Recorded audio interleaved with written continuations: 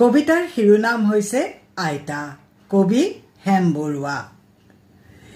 এয়া আমাৰ আইতা ৮০ বছৰীয়া।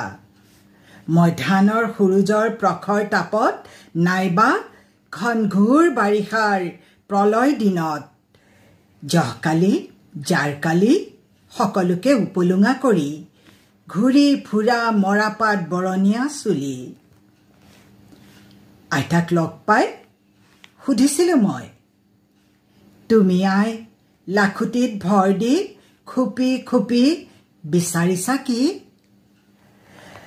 আইতাই ঘোলা চকুজুৰি মোৰ ফালে তুলি একেষাৰ কথা মাথো ক'লে, মই বিচাৰিছো কি?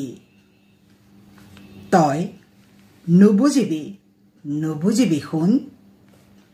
বিচাৰিছো মই এই ২০টা বছৰ মোৰ যৌৱনৰ সপোনৰ বাটৰ ধূলিত কিজানিবা আছে লীন হৈ।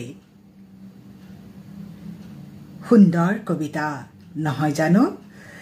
হেম বৰুৱাদেৱে ইমান ধুনীয়াকৈ বয়সৰ যিটো প্ৰতিক্ৰিয়া হয় মানুহৰ জীৱনত, বয়সৰ প্ৰভাৱত মানুহে যিদৰে কান্দে, সময়খিনি উভতি অহাৰ কথা ভাবে, তাক সুন্দৰভাৱে বৰ্ণন কৰিছে আইতাৰ ছবিখনৰ দ্বাৰাই। মোৰ বৰ ভাল লাগিল।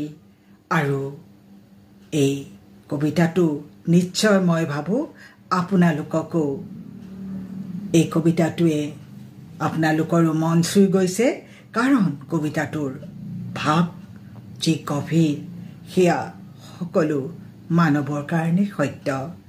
নহয়নে বাৰু? কি কয়?